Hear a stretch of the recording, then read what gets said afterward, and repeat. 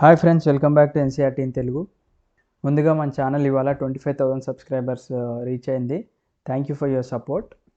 So ఇవాళ topic వచ్చేసి మనము ప్రీవియస్గా సివిల్ డిసొబీడియన్స్ మూమెంట్లో ఎవరెవరు పార్టిసిపేట్ చేసిన అనేది చూసాం మనం. ఇప్పుడు ఆ పార్టిసిపెంట్స్ అంటే ఎవరెవరు డిఫరెంట్ సోషల్ గ్రూప్స్ వాళ్ళు పార్టిసిపేట్ చేశారో వాళ్ళు అసలు ఈ మూమెంట్ గురించి ఏమనుకుంటున్నారు అనేది ఈ టాపిక్లో డిస్కస్ చేద్దాం. దానికన్నా ముందు మనకి ఇక్కడ పర్పుల్ కలర్ బాక్స్లో ఒకటి ఇచ్చారు చూసారా. To the altar of the revolution we have brought our youth as incense.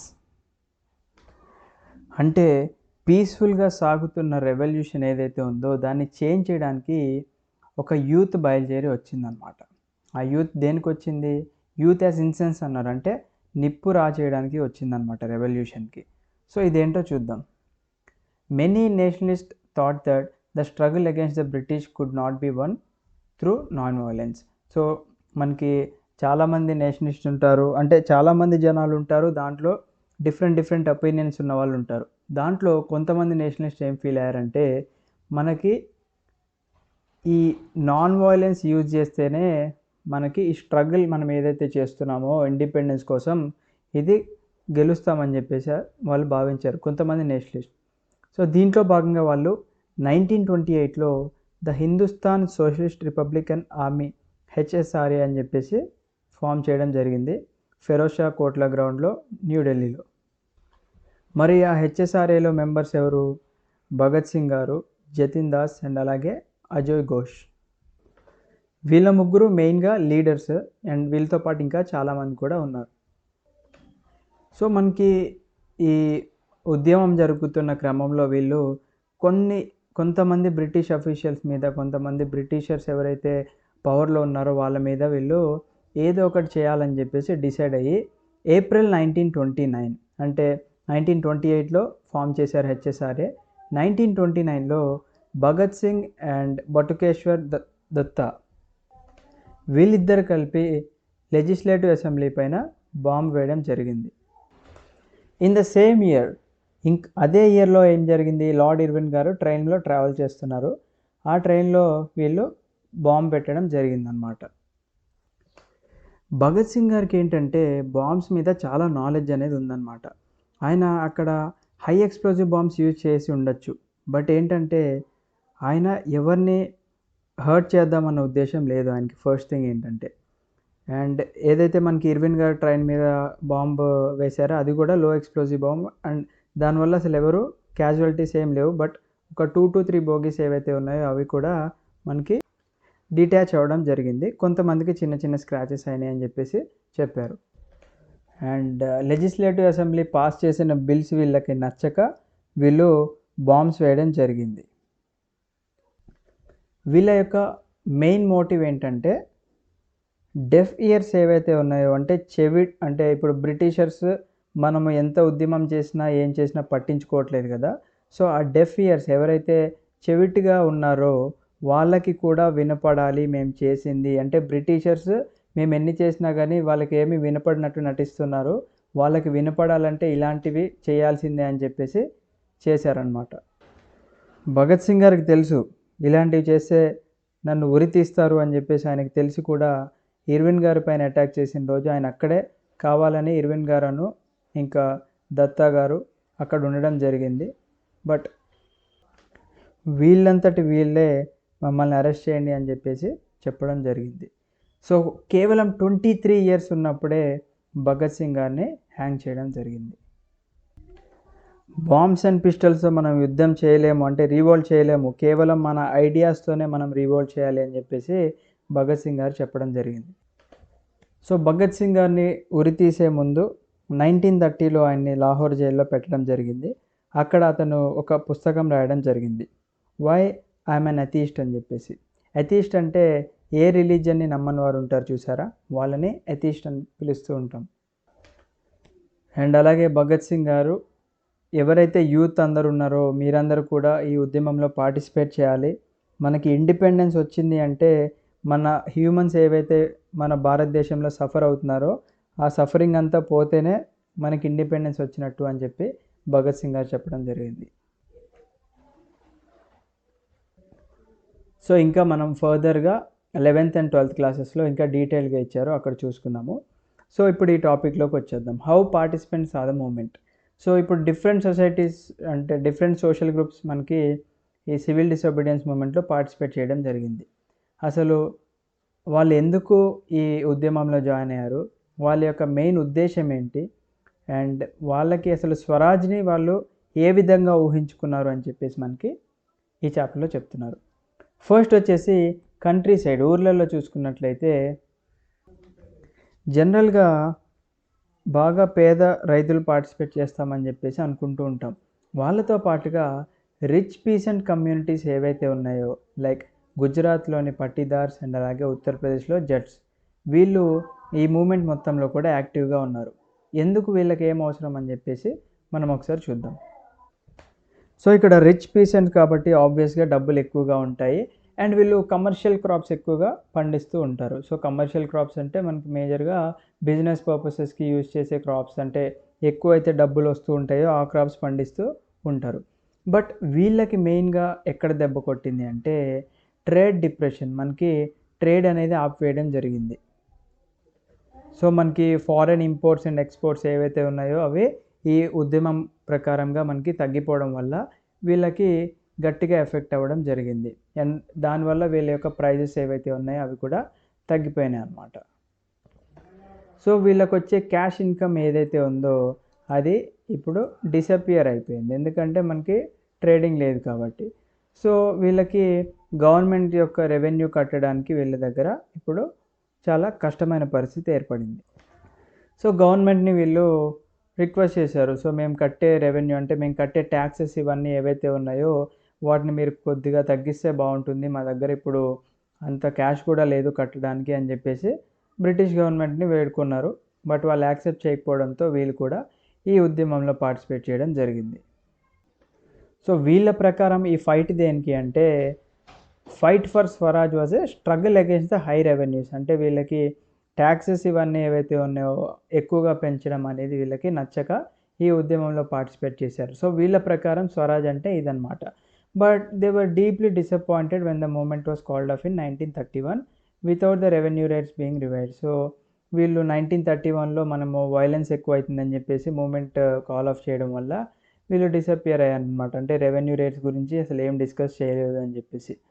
So when the movement was restarted in 1932 many of them refuse to participate.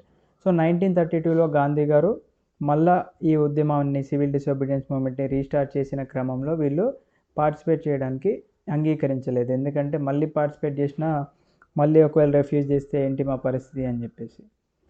So ఇప్పుడు పూర్ పీజెంట్రీ గురించి చూసుకుందాం. పూర్ పీజెంట్రీ అంటే బాగా పేద రైతులు.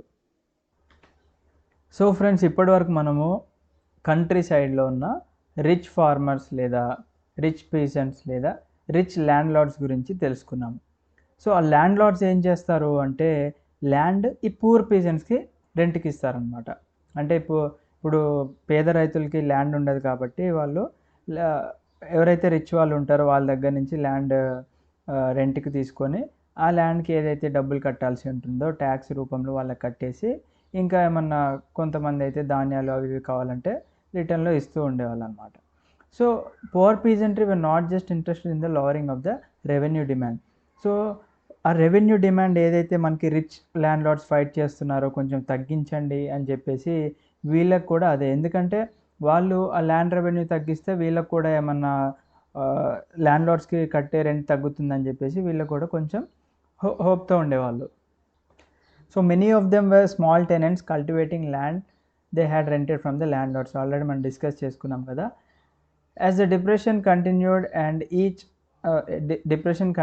And cash income dwindled, the small tenants found it difficult to pay their rent.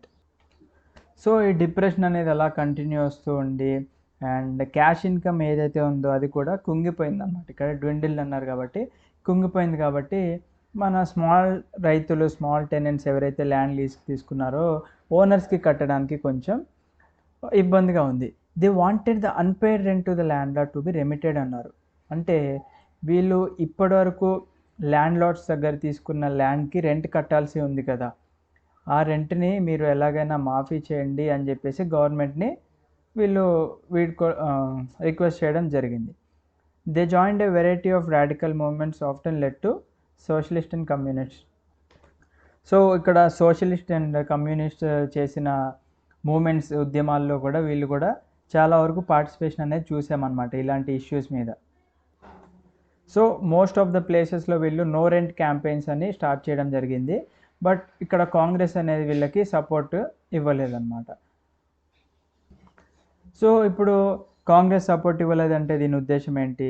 Congress వీళ్ళకి అగెన్స్ట్గా అయిపోతున్నట్టే. కాబట్టి the relation between the poor pigeons in the Congress remain uncertain అని చెప్పేసి అంటున్నారు. మరి ఇప్పుడు బిజినెస్ క్లాసెస్ గురించి చూసుకుందాం. సో ఇక్కడ బిజినెస్ క్లాసెస్ వాళ్ళ స్వరాజ్ని ఏ విధంగా చూసారో చూద్దాం. ముందుగా అసలు వీళ్ళు సివిల్ డిసోబీడియన్స్ మూవ్మెంట్లోకి రావడానికి కారణం ఏంటి? ఆల్రెడీ వీళ్ళు మంచి బిజినెస్లు చేసుకొని బాగా ధనవంతులు. బట్ వీళ్ళు ఎందుకు వచ్చారో చూద్దాం. ముందుగా ఫస్ట్ వరల్డ్ వార్ జరిగినప్పుడు ఇండియాలో ఉన్న మర్చెంట్స్ అండ్ అలాగే పెద్ద పెద్ద ఇండస్ట్రియలిస్ట్ ఎవరైతే ఉన్నారో వీళ్ళందరూ కూడా గొప్ప గొప్ప ప్రాఫిట్స్ని సంపాదించడం జరిగింది. అండ్ డబ్బులు ఎక్కువ ఉన్నాయంటే ఆటోమేటిక్గా పవర్ కూడా వాళ్ళకి పెరుగుతుందన్నమాట. అండ్ ఇదే విధంగా బిజినెస్ని ఎక్స్పాండ్ చేసుకుంటూ వచ్చారు. బట్ ఇప్పుడు కలోనియల్ గవర్నమెంట్ ఏదైతే ఉందో అది కొన్ని పాలసీస్ అండ్ అలాగే అంటే కొత్త కొత్త పాలసీస్ని ఇంప్లిమెంట్ చేయడము అండ్ అలాగే బిజినెస్ యాక్టివిటీస్ ఏవైతే ఉన్నాయో వాటిని రిస్ట్రిక్ట్ చేయడం లాంటివి చేయడంతో వీళ్ళకి కొంచెం ఇబ్బందికరమైన పరిస్థితి ఏర్పడింది. అండ్ అదేవిధంగా trading like imports and exports మీద కూడా వీళ్ళు రెస్ట్రిక్షన్స్ విధించడం వల్ల వీళ్ళు ఏమంటున్నారంటే ఏదైతే ఫారెన్ నుంచి వచ్చే ఇంపోర్ట్స్ ఉన్నాయో వాటి నుంచి మాకు ప్రొటెక్షన్ అనేది కావాలి. అంటే వచ్చిన గూడ్స్ని మాకు సేల్ చేసుకోవడానికి అవకాశం ఇవ్వండి అన్నారు. ఎందుకంటే ఇప్పుడు ఆబ్వియస్గా మన ఇండియన్ మార్కెట్కి కాంపిటీషన్గా ఇక్కడ బ్రిటిష్ మార్కెట్స్ కూడా ఉన్నాయి మన ఇండియాలో. సో అన్నీ మీరే తీసుకొని మీరే సేల్ చేయడం వల్ల మాకేం మిగలవు. సో వాటి నుంచి మాకు కూడా కొన్ని ప్రొటెక్ట్ చేసి మాకు సపరేట్గా పెట్టండి, ఇలాంటివి కొన్ని కోరడం జరిగిందనమాట. ఇంకోటి ఏంటంటే rupee sterling foreign exchange ratio that would discourage imports. So ఇక్కడ రూపీ అంటే మన ఇండియన్ కరెన్సీ, స్టెర్లింగ్ అంటే యూకే యొక్క కరెన్సీ. సో ఇప్పుడు ఈ rupee sterling foreign exchange ratio ఏదైతే ఉందో అంటే స్టెర్లింగ్ యొక్క వాల్యూ ఆ కంట్రీలో పెరిగింది అనుకోండి, మనం ఏదైనా గూడ్స్ని ఇంపోర్ట్ చేసుకున్నామంటే మన రూపీలో అది చాలా ఎక్కువ. ఇప్పుడు suppose 1 sterling is equal to about 80 rupees దాకా ఉంది ఇప్పుడు. అంటే like 1 pound is equal to around 80 దాకా ఉన్నట్లుంది. సో అది 1.5 పౌండ్ అయిందనుకోండి, 1 పౌండ్ ఉండాల్సింది 1.5 పౌండ్ అయిందనుకోండి, లేదా 1 స్టెర్లింగ్ ఉన్నది 1.5 స్టెర్లింగ్ అయిందనుకోండి, మనం ఇంకా ఇక్కడ ఎక్కువ డబ్బులు కట్టాల్సి ఉంటుంది. అంటే ఎప్పుడు మనం 80 రూపీస్ కట్టేవాళ్ళం, ఇప్పుడు 120 రూపీస్ కట్టాల్సిన అవసరం ఉంటుంది. సో 120 రూపీస్ కట్టి ఆ గూడ్ ఏదైతే మనం మార్కెట్లో రిలీజ్ చేస్తే జనాలు కొనకపోతే మనకు బిజినెస్ అనేది లాస్ అవుతుంది. కాబట్టి వీళ్ళు ఈ బిజినెస్ పీపుల్ ఎవరైతే ఉన్నారో వీళ్ళు కూడా ఈ ఉద్యమం చేద్దామని చెప్పేసి డిసైడ్ అయ్యారన్నమాట. సో ఈ బిజినెస్ ఇంట్రెస్ట్ని ఆర్గనైజ్ చేయడానికి మన ఇండియాలో Indian industrial and commercial congress IICC and అలాగే federation of Indian chamber of commerce and industries FICCI ఈ రెండు కూడా 1920 అండ్ 1927 రెస్పెక్టివ్లీ ఫామ్ చేయడం జరిగిందనమాట. ఎందుకంటే కొత్త కొత్త ఇండస్ట్రియల్ లాస్ని తీసుకురావాలి, మనం బ్రిటిషర్స్కి అగెన్స్ట్గా మనము కొత్త లాస్ తెచ్చుకోవడం, ఇలాంటి వాటి కోసం వచ్చినాయి అన్నమాట. సో వీటిని ఎవరు లీడ్ చేశారంటే పురుషోత్తం దాస్ ఠాకూర్ దాస్ అండ్ అలాగే జిడి బిర్లా గారు. సో ఈ రెండు లాంచ్ చేసిన తర్వాత మన ఇండస్ట్రియలిస్ట్ ఎవరైతే ఉన్నారో ఈ కలోనియల్ కంట్రోల్ ఏదైతే ఉందో మన ఇండియన్ ఎకానమీ మీద వీళ్ళు దాన్ని దెబ్బ కొట్టేసేయాలి ఎలాగైనా అని చెప్పేసి మన వాళ్ళు ప్లాన్ చేశారు. సో ఈ సివిల్ డిసోబీడియన్స్ మూవ్మెంట్ని సపోర్ట్ చేస్తూ వాళ్ళు కూడా పార్టిసిపేషన్ అనేది చూసాం మనం ఇక్కడ. అండ్ ఈ సివిల్ డిసోబీడియన్స్లో భాగంగా వీళ్ళు కూడా ఇంపోర్టెడ్ గూడ్స్ మేము కూడా కొనము, లేదా మేము ఇక్కడ నుంచి కూడా గూడ్స్ వేరే కంట్రీస్కి పంపించము అని చెప్పేసి డిసైడ్ అయ్యారు. అండ్ ఇక్కడ మోస్ట్ బిజినెస్ మెన్ వీళ్ళు స్వరాజ్ని ఏ విధంగా చూశారు అంటే లైక్ ఒక్కొక్కరికి ఒక్కొక్క పర్సెప్షన్ అనేది ఉంది కదా. అంటే అందరికీ ఇక్కడ ఫ్రీడమ్ తీసుకురావాలి అనే ఏమి ఉద్దేశం లేదు ఫ్రెండ్స్. ఇక్కడ ఒక్కొక్క సెక్టర్ వాళ్ళు ఒక్కొక్క వాళ్ళ మైండ్ సెట్కి తగ్గట్టుగా వాళ్ళు స్వరాజ్ని మార్చుకున్నారనమాట.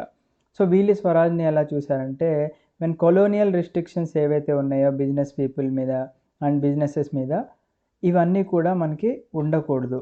అండ్ అలాగే ట్రేడ్ అండ్ ఇండస్ట్రీస్ ఏదైతే ఉన్నాయో ఈ రెండు కూడా రిస్ట్రిక్షన్స్ ఆర్ ఎనీ కన్స్ట్రైన్స్ లేకుండా ఇది సాఫీగా సాగిపోయే విధంగా ఉండాలని చెప్పేసి వీళ్ళు ఈ ఉద్యమంలో పార్టిసిపేట్ చేయడానికి ఇంట్రెస్ట్ చూపెట్టారు. బట్ ఎప్పుడైతే మనకి రౌండ్ టేబుల్ కాన్ఫరెన్స్ ఫెయిల్ అయిపోయిందో బిజినెస్ గ్రూప్స్ ఎవరైతే ఉన్నారో వీళ్ళు ఇప్పుడు అంత ఎంతూజియాస్టిక్గా పనిచేయడం, అంటే ఈ పార్టిసిపేషన్ అనేది మనకి ఇక్కడి నుంచి కనపడలేదన్నమాట. Next they were apprehensive of the spread of militant activities. So apprehensive అంటే వీళ్ళు భయపడడం కానీ ఆందోళన పడడం కానీ చేస్తున్నారు. ఎందుకు మిలిటెంట్ యాక్టివిటీస్ ఎక్కువైపోతున్నాయి, మిలిషియా ఎక్కువైపోతుంది అని చెప్పేసి. And worried about the prolonged disruption of the business, అంటే బిజినెస్ కూడా మనకి ఇక్కడ డిస్రప్షన్స్ అనేవి కనిపిస్తున్నాయి.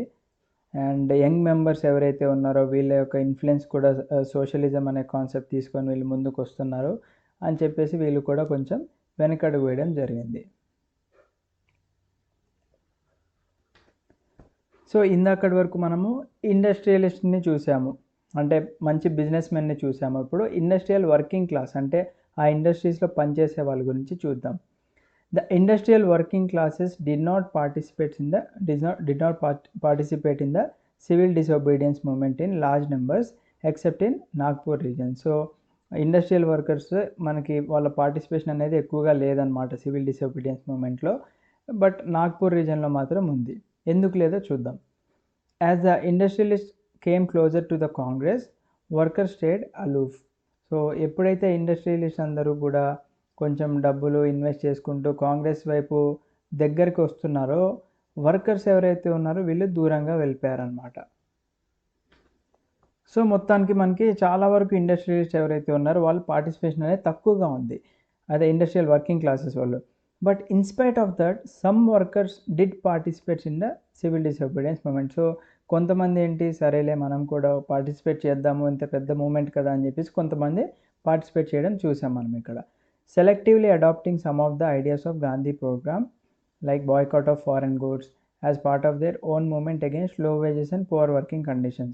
సో ఎవరికైతే బాగా తక్కువ వేజెస్ ఇస్తున్నారో అండ్ ఎవరైతే వర్కింగ్ కండిషన్స్ సరిగ్గా లేవో, వాళ్ళు పనిచేసే ఏరియాస్ కానీ శానిటేషన్ ఇవన్నీ కూడా మంచిగా లేని వాళ్ళు ఏం చేశారు, సరే మనం ఏమన్నా ఉద్యమం చేస్తే మనకి ఏమన్నా మంచి జరగచ్చేమో అని చెప్పేసి గాంధీయన్ ప్రోగ్రాంలో అంటే సివిల్ డిసోబీడియన్స్ మూమెంట్లో పార్టిసిపేషన్ అనేది చేయడం జరిగింది. There were strikes by railway workers in 1930 and dock workers in 1932. So మనకి రైల్వే వర్కర్స్ స్ట్రైక్స్ కూడా మనం ప్రీవియస్గా చూసాము, వాళ్ళు 1930లో అండ్ అలాగే 1932లో డాక్ వర్కర్స్ ఎవరైతే ఉన్నారో వీళ్ళ పార్టిసిపేషన్ కూడా మనం చూసాము. In 1930 thousands of workers in Chota Nagpur tin mines wore Gandhi caps and participated in protest rallies and boycott campaigns. So 1930లో ఎవరైతే మనకి చోటా నాగ్పూర్లో ఉన్న టిన్ మైన్స్లో వర్క్ చేస్తున్నారో వాళ్ళందరూ కూడా గాంధీ గారి టోపీలు పెట్టుకొని ఈ ప్రొటెస్ట్లో పార్టిసిపేట్ చేయడం చూసామన్నమాట. వాళ్ళు ర్యాలీస్లో పార్టిసిపేట్ చేశారు అండ్ అలాగే బాయ్కాట్ క్యాంపెయిన్స్లో కూడా పార్టిసిపేషన్ అనేది చూసాం. బట్ కాంగ్రెస్ మరి వీళ్ళ యొక్క డిమాండ్స్ ఒప్పుకుందాం అనుకుంటే వీళ్ళ యొక్క డిమాండ్స్ని ఒప్పుకోలేదు. సో ఇక్కడ ఏమన్నారు, the Congress was reluctant to include workers demand అన్నారు. రిలక్టెంట్ అంటే ఏంటి, అసంతృప్తిగా లేదనమాట, లేదా అయిష్టంగా ఉన్నట్టు యాజ్ ఎ వర్కర్స్ డిమాండ్స్కి వీళ్ళు మద్దతు తెలపడానికి. మరి ఎందుకు వీళ్ళ యొక్క డిమాండ్స్ ఒప్పుకోలేదు అంటే ఇందాక మనం చెప్పుకున్నాం, మనకి ఇండస్ట్రియలిస్ట్ ఎవరైతే ఉన్నారో వీళ్ళు కాంగ్రెస్ వాళ్ళకి చాలా క్లోజ్గా మూవ్ అవుతున్నారు అని చెప్పేసి. సో వీళ్ళకి మధ్యలో విభేదాలు ఏర్పడతాయని చెప్పేసి వీళ్ళు చేయలేదన్నమాట వాళ్ళ యొక్క డిమాండ్స్ని. Next another important feature of civil disobedience movement was the large scale participation of women. So ఇప్పటి వరకు మనకి ఎక్కడ కూడా విమెన్ యొక్క పార్టిసిపేషన్ అనేది మనకి బుక్లో మెన్షన్ చేయలేదు. ఫర్ ద ఫస్ట్ టైం ఇక్కడ మెన్షన్ చేయడం జరిగింది. మహిళలు అసలు ఏ విధంగా పార్టిసిపేట్ చేశారు అని చెప్పేసి చూసుకుందాం. ముందుగా గాంధీ గారు సాల్ట్ మార్చ్ ఎక్కడైతే చేశారో లేదా దండి మార్చ్ ఎక్కడైతే చేశారో అక్కడ thousands of women came out of their homes to listen to him. మనకి చూసాం మధ్యలో గాంధీ గారు ఆగడం అవన్నీ చూసాం కదా. సో అలాంటి టైంలో ఇళ్లల్లో ఉన్న మహిళలు ఎవరైతే ఉన్నారో వాళ్ళందరూ కూడా థౌజండ్స్ అంటే వేల సంఖ్యలో వచ్చి గాంధీ గారి స్పీచెస్ వినడానికి వచ్చారనమాట. దాంట్లో కొంతమంది కూడా పార్టిసిపేషన్ చూసాం మనం. They participated in protest marches and అలాగే సాల్ట్ మ్యానుఫ్యాక్చరింగ్లో చూసాము మనము. And picketed foreign cloth and liquor shops. So liquor shops and అలాగే ఫారెన్ క్లాత్ దుకాణాలు ఏవైతే ఉన్నాయో అక్కడ ఎంట్రీ పాయింట్స్ దగ్గర వీళ్ళు వెళ్ళకోకుండా కాపలా కాయడం చూసామన్నమాట. సో ఇక్కడ మనకు కనిపిస్తున్నారు విమెన్, మోస్ట్లీ ఓల్డ్ మహిళలు అండ్ చిన్న చిన్న పిల్లలు కూడా తీసుకొని వచ్చారు. అది మనకి ఇక్కడ కనిపిస్తుంది. సో మరి ఇలా ఉద్యమాలు చేస్తున్నారు, కాంగ్రెస్ లీడర్స్ని అరెస్ట్ చేస్తున్నారు, ప్రజల్ని అరెస్ట్ చేస్తున్నారు. మరి మహిళల్ని కూడా అరెస్ట్ చేశారా అంటే ఎస్, చేశారు. Many of them went to jail. So చాలామంది ఇక్కడ జైలుకి కూడా వెళ్ళడం జరిగిందనమాట. అండ్ అర్బన్ ఏరియాస్లో చూసుకున్నట్లయితే మెయిన్గా హై క్యాస్ట్ ఉన్న ఫ్యామిలీస్ ఎవరైతే ఉన్నారో వాళ్ళ పార్టిసిపేషన్ అనేది చూస్తున్నాం మనకి ఈ సివిల్ డిసోబీడియన్స్ మూమెంట్లో.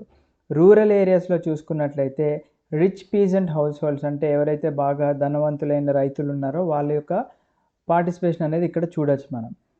Moved by Gandhi's call, they began to see service to the nation as a sacred duty of women.